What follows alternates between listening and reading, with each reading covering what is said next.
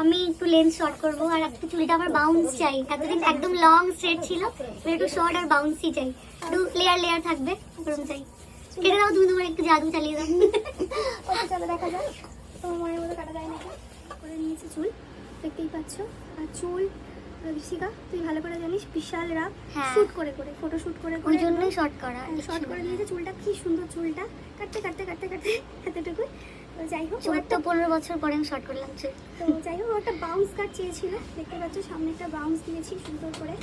আর বেশি সেট করা হয়নি কারণ চুলের কন্ডিশন খুবই খারাপ, প্রপার ব্লোডাই এটা হয়নি, জাস্ট নর্মালভাবেই করা হয়েছে। দেখতে পাচ্ছ ওইটার সামনে বাউন্স চেয়েছিল আর শর্টের মধ্যে একটু বাউন্স কাট চেয়েছিল। তো দীপশিকা কেমন লাগলো? খুব ভালো লেগেছে, খুব ভালো লেগেছে। অনেক দিন পরে শর্ট হেয়ারে খুব ভালো লাগছে দেখতে নিজেকে। বিশাল ড্রাই। তারপরে খুব আবার rough একটু অ্যান্টি ড্যান্ড্রফ শ্যাম্পু ইউজ করছে, তার জন্য আরও ড্রাইনেস হয়ে আছে।